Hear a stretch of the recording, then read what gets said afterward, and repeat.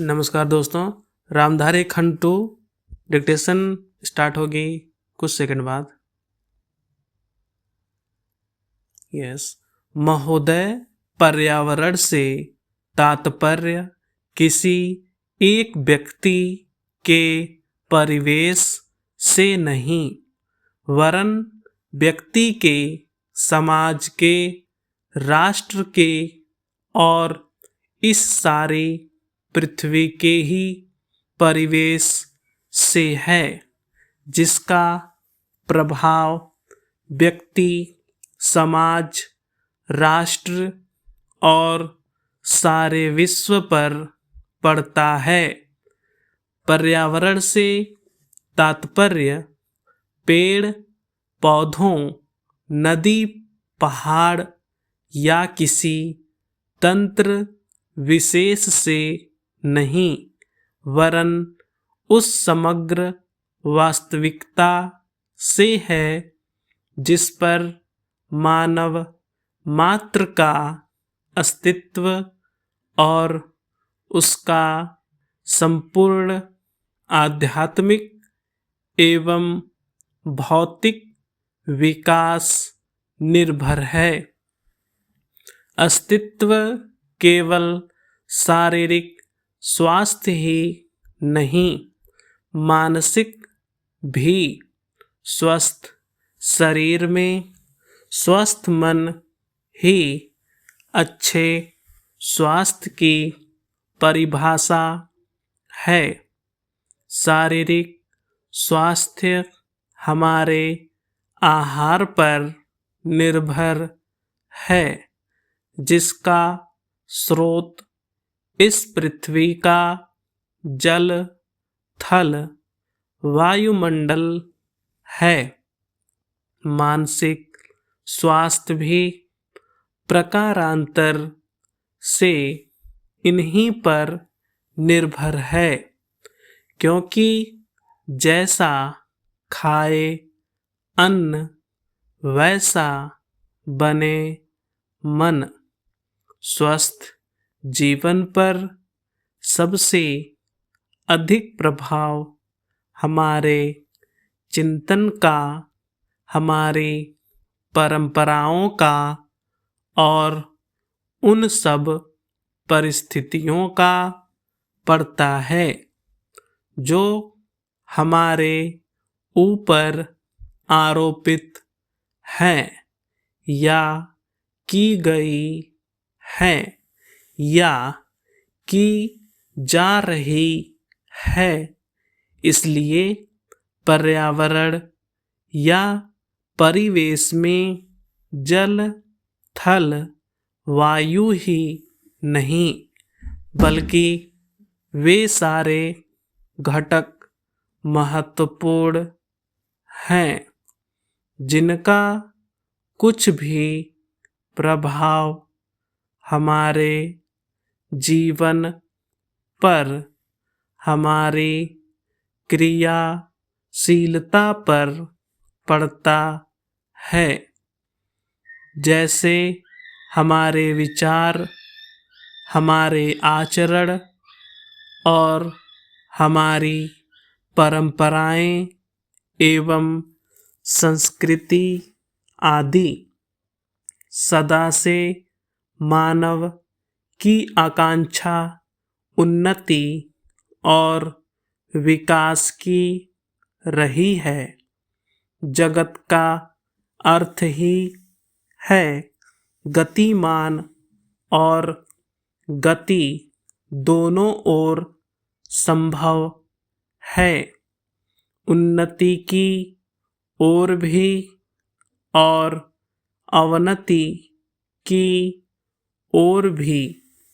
पहली को हम प्रगति कहते हैं, दूसरी को अगति, विगति, अधोगति या दुर्गति कह सकते हैं। वास्तव में मनुष्य ऐसा जटिल प्राणी है जिसमें अनेक विरोधाभासी और असंगत प्रतीत होने वाली प्रवृत्तियाँ और प्रतिक्रियाएं होती है। वह कानून और व्यवस्था की मांग करता है, किंतु चलचित्र, दूरदर्शन आदि में स्वतः भड़की हिंसा या खेलों में युक्तिपूर्वक की गई हिंसा अथवा अनीति से मंत्रमुग्ध भी हो जाता है।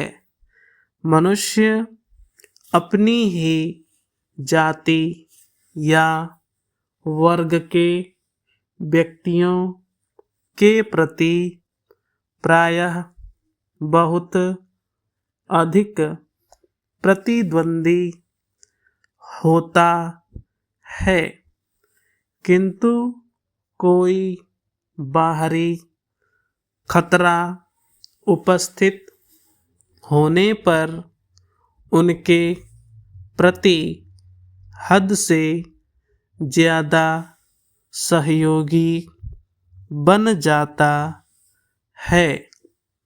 वह सड़कों पर या युद्धों में सामूहिक विनाश के प्रति उदासीन रहता है, किंतु किसी खान में फंसे हुए एक व्यक्ति या किसी कुएं में गिरे हुए एक बालक की रक्षा करने के लिए ढेरों साधन जुटा लेता है।